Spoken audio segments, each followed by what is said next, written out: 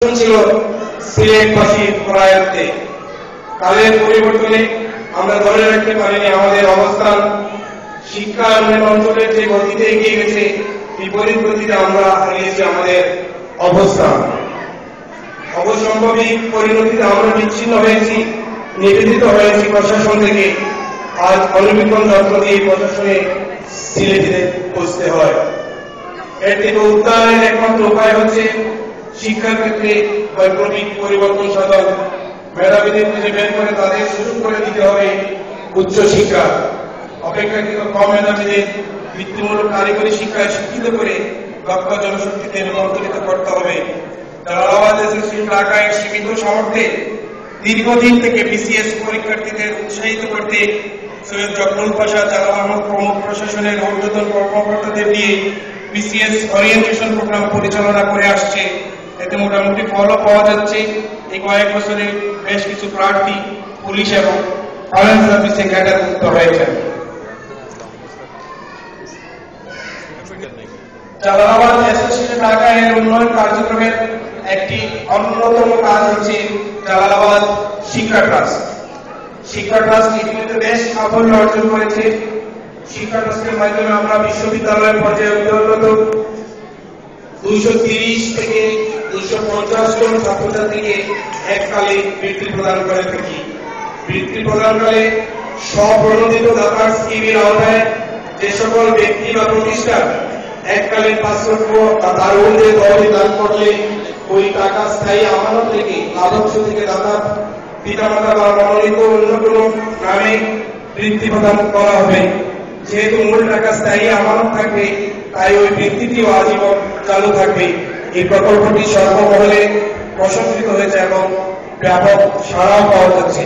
আমরা আশা করব কাতারস্থ সমিতির সচ্ছল অনেক সদস্যই এই কর্মসূচিতে আগ্রহী হয়ে অংশগ্রহণ করবেন। এই বৃত্তি আপনার পিতামাতা বা মনোনীত ব্যক্তিকে জালালাবাদ অঞ্চলের উন্নয়নে, সংকটে, আনন্দ বেদনার, বিশেষত শিক্ষা প্রসার এবং বেকারত্ব দূরীকরণের ক্ষেত্রে ভূমিকা রাখবে, এটাই আমাদের প্রত্যাশা। সম্মানিত সুধীমণ্ডলী, আমি সাধারণ সম্পাদক হিসেবে কার্যনির্বাহী কমিটি কর্তৃক আমাকে যে প্রস্তাবনাটা আপনাদের সম্মুখে উপস্থাপন করার জন্য একটি কথা আমি এখন বলব। এই যে জালালাবাদ অ্যাসোসিয়েশন ঢাকা এবং জালালাবাদ অ্যাসোসিয়েশন কাতারের মধ্যে যে সম্প্রীতি, ভ্রাতৃত্ববোধ এবং সহমর্মিতার শুরু আজ থেকে শুরু হচ্ছে, আমরা আশা করব তবে এবং আমরা কাতারস্থ জালালাবাদ অ্যাসোসিয়েশন তথা ঢাকা জালালাবাদ অ্যাসোসিয়েশন মিলে আমাদের সেই পুণ্যভূমি অর্থাৎ শাহজালাল শাহপরানের পুণ্যভূমি সিলেটভূমি মানুষের জন্য কাজ করতে পারবো, এই অঙ্গীকার আমি জালালাবাদ অ্যাসোসিয়েশন এর পক্ষ থেকে আপনাদের সম্মুখে এখানে উল্লেখ করতে চাই যে আজকে এখানে যে নবম কমিটি গঠন করা হয়েছে, সেই কমিটি অনুমোদন এই সংক্রান্ত বিষয় নিয়ে জালালাবাদী তাদের কাছ থেকে আমরা কিছু তথ্য পেয়েছি।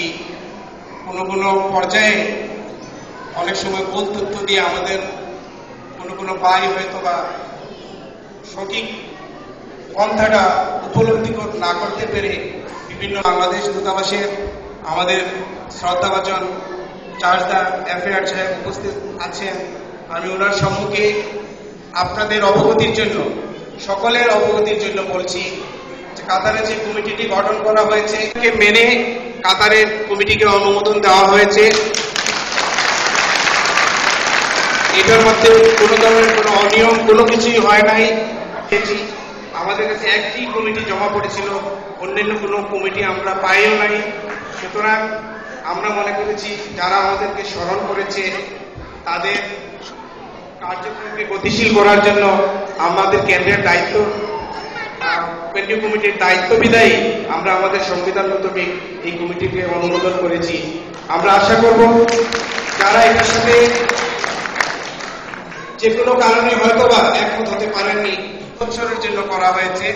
আগামীতে আপনাদের কার্যক্রমের গতিশীলতা আপনাদেরকে যেন জালালাবাদবাসী আমাদের যারা ভাই বোন আছেন তারা আপনাদেরকেই দায়িত্ব দিবেন। এই ধরনের উদ্যমী হয়ে কাজ করলে অবশ্যই সোশিয়াল অর্গানাইজেশনে স্বীকৃতি পাওয়া যায়, আমি এই আশা ব্যক্ত করি।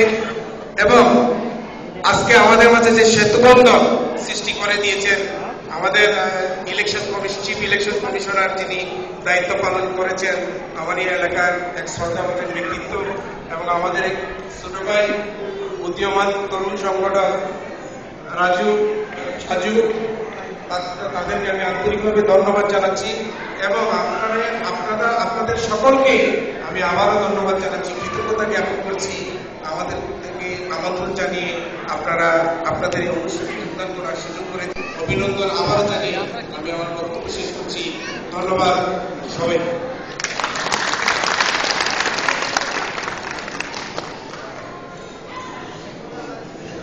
ধন্যবাদ জানাব আসিরুদ্দিন মিঠু সাহেব।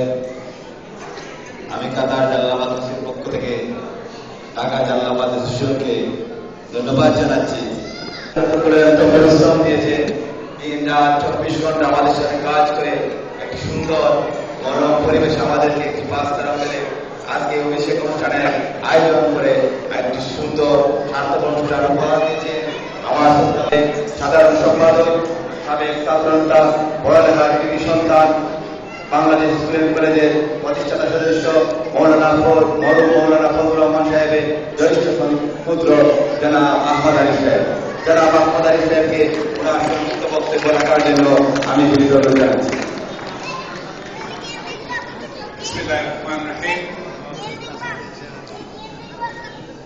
উপস্থিত সুধীমণ্ডলী, আজকের এই অবসর অনুষ্ঠানে সম্মানিত প্রধান অতিথি গণপ্রজাতন্ত্রী বাংলাদেশ সরকারের জনাব নাসিরউদ্দিন, মঞ্চে উপস্থিত বাংলাদেশ থেকে আগত বাংলাদেশ সম্মানিত সাধারণ সম্পাদক জনাব নাসিরউদ্দিন, মঞ্চে বোর্ডের ডাইরেক্টর জনাব কাইয়ুম চৌধুরী, উপস্থিত নবনির্বাচিত সাধারণ সম্পাদক সভাপতি মাহবুব ভাই, কালকে খবর হবে, কালকে খবর হইব। বিশেষ করে আমাদের রয়েছে সর্বোচ্চ ব্যক্তিত্ব যারা আমাদের বড় ভাই, যারা আমাদেরকে শান্ত ও সফল করে গড়ে তুলেছে এই অনুষ্ঠানকে, জনাব শিল্পী সাহেব, সাইফুদ্দিন খান সহ আমি অত্যন্ত কৃতজ্ঞতার সাথে, বিশেষ করে আপনাদের সঙ্গে যারা আমাদের কমিউনিটি, যারা আমাদেরকে সময় দিয়েছেন এবং উপস্থিত সুন্দর মহিলা ভাই ও বোনেরা সকলকে জানাচ্ছি আপনাদের সালাম। বক্তব্য আমি দেবো না, কিন্তু কিরায় যারা বক্তব্য বের হবে না, আর বক্তব্য শোনা তো তারা দূরের কথা, সুতরাং বাচ্চারা উপস্থিত হয়ে বসেছে।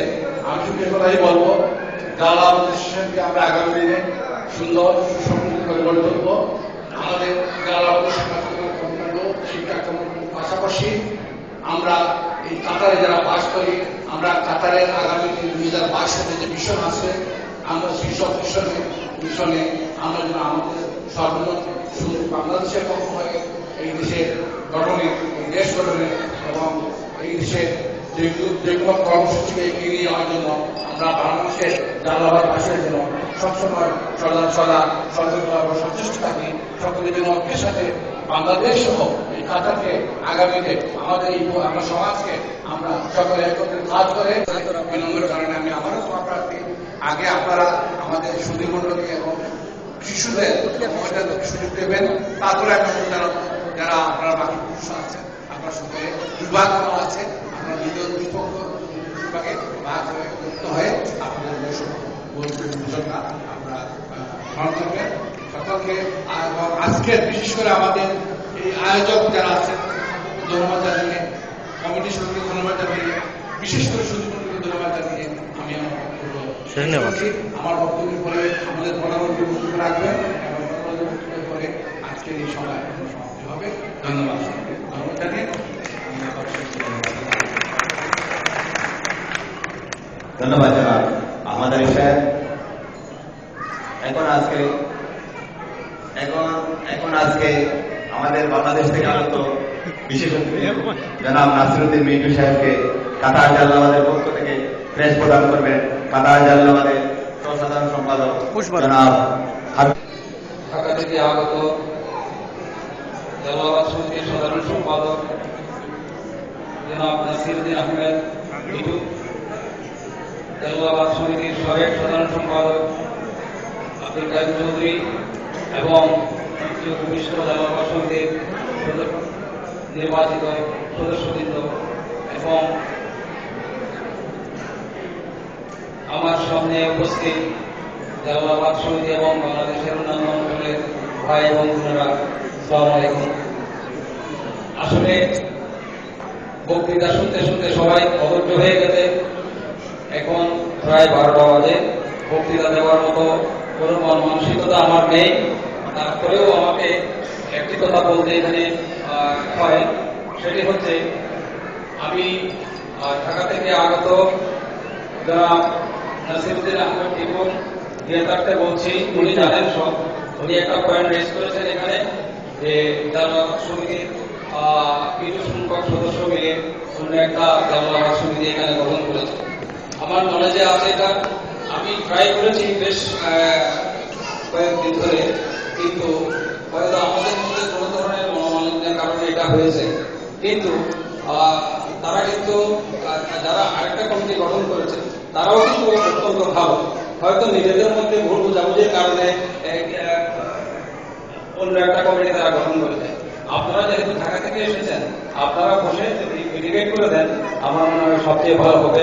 ওরাও আসবে, আমরাও থাকবো। আমরা সবার প্রচেষ্টায় জালালাবাদ সমিতির কর্মতৎপরতা ভবিষ্যতে অব্যাহত থাকবে। দেশের উন্নয়নে, জালালাবাদ সমিতির বিভক্ত সিলেটের উন্নয়নে এবং জালালাবাদবাসীদের ব্যক্তিগত উন্নয়নেও এরা অবদান রাখবে। আমি এই বলে আমার বক্তব্য শেষ করছি। আসসালামু আলাইকুম।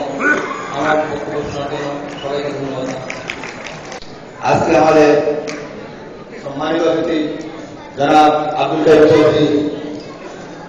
চৌধুরীকে ক্রেস্ট প্রদান করবেন জালালাবাদ সমিতির পক্ষ থেকে কাতার জালালাবাদ শিশুদের সাধারণ সম্পাদক জনাব হাবিবুর রহমান হাবিব। জনাব হাবিবুর রহমান হাবিব আজকে অনুষ্ঠানে সম্মানিত অতিথি জনাব আব্দুল কাইম চৌধুরীকে কাতার জালালাবাদের পক্ষ থেকে ক্রেস্ট প্রদান করবেন।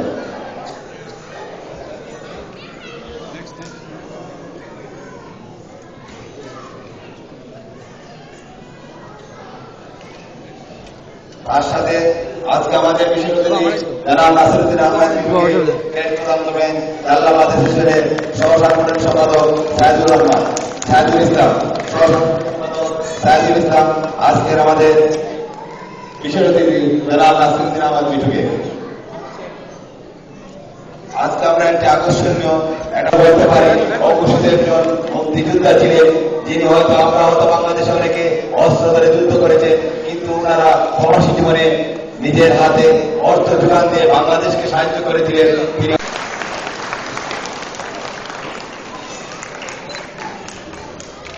আসুন আমরা সবাই হাত তালি দিয়ে ওনাকে অভিনন্দন জানাই। ওনার অত্যন্ত পরিশ্রম আমাদের এই স্টেট কমিটির রয়েছে। সম্মানিত উপস্থিতি, আজকে আমাদের এখানে অনুষ্ঠানের শেষ করতে যাচ্ছি। তার আগে আমি বিদায় নিতে যাচ্ছি।